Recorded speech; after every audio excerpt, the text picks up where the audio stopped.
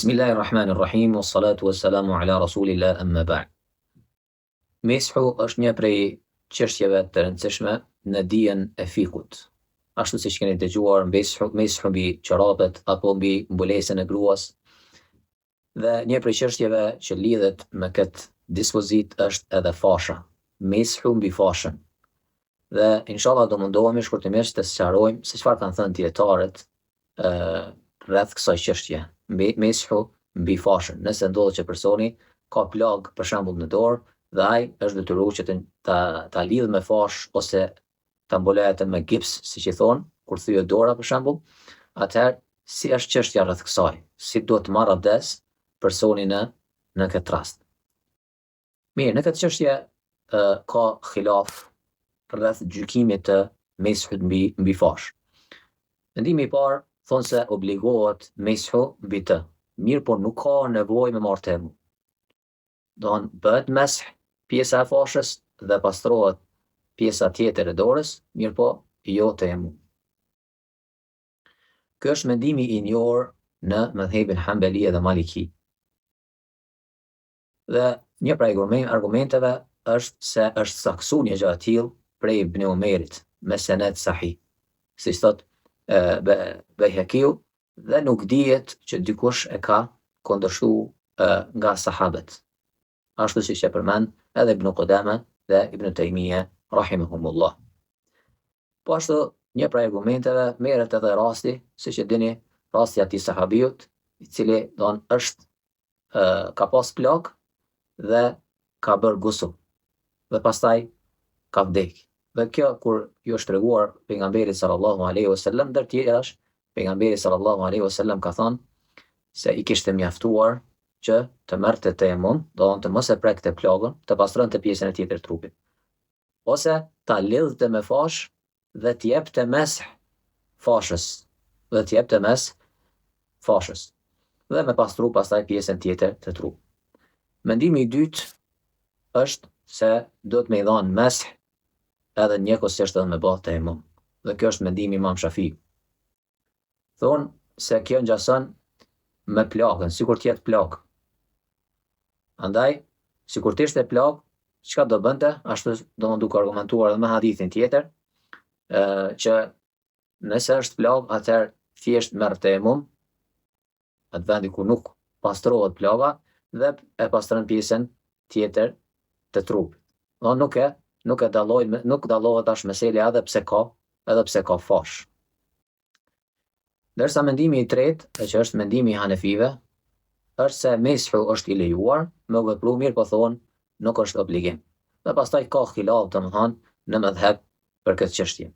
Dhe si përfundim, mendimi i parë është inshallah më i saktë në këtë meselë dhe është më i afërt me thërë, dhe siç u përmend ajo që është saktuar nga Ibn Umeri, dhe se dikush nuk e ka kundërshtuar prej sahabëve atë, siç e përmend Ibn Qudama, po ashtu edhe Ibn Taymija, Allahu mëshiroj. Po ashtu thonë se nuk është transmetuar diçka që bashkohet mes meshit edhe tejemmumit, që edhe meshi edhe tejemmumi të jetë në të njëjtën kohë. Mirë, si praktikisht, domethënë, siç e shihni, kjo pjesa e fashës duhet të jepet mes. Një çështje që është e rëndësishme këtu është se meshi duhet të jepet gjithë fashës, jo vetëm pjesën e sipërme.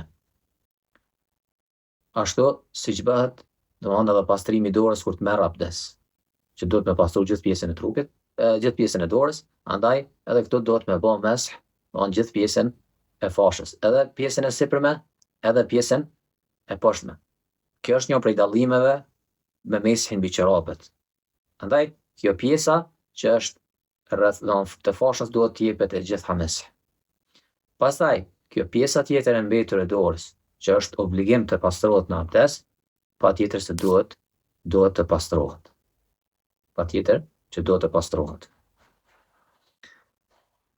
E njëjta vlen domethënë si për dorë ashtu edhe për këmbë. Një meselë tjetër që e kanë përmend dietarët është që të mos kalohet pjesa e plagës më shumë se sa është nevojë. Domethënë që mos lidhet me fashë dora për shembull në këtë rast, më shumë se sa është plaga, më shumë se sa që është nevoja. Andaj nëse veç është lidh, disa thonë që kjo pjesa e shtume e panevojshme duhet me u largu. Këta përmendin Hanbelitë dhe Shafitë. Ndërsa Hanefitë dhe Malikitë thonë, është një riwayat tjetër nga Imam Ahmedi, thonë se jepet mes gjithë fashës dhe nuk kushtëzohet me largu pra, për shkak se në të ka vështirësi dhe mundet me e dëmtu.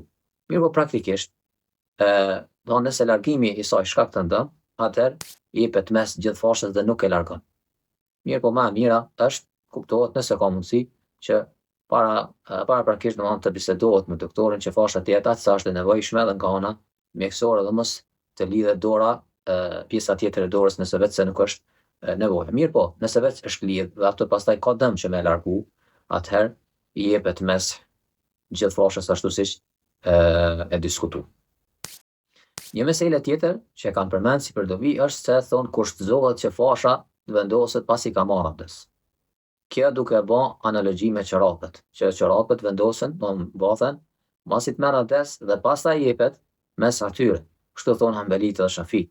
Mirë po Hanefitë dhe Malikitë thonë se kjo nuk kushtëzohet, se edhe në këtë ka vështirësi. Edhe ky është inshallah mendimi më i saktë, për shkak se është e rëndë për njeriu që në atë gjendje domethënë që është lëndu, dhe të ketë plagë që t'i thuhet marr abdes, apo t'i kujtohet që të marr abdes, dhe ta veprojë një gjë të tillë. Kështu që ka vështirësi në këtë çështje, dhe themi inshallah se nuk kushtëzohet që të ketë abdes, domethënë para se me lidh dorën me fashë.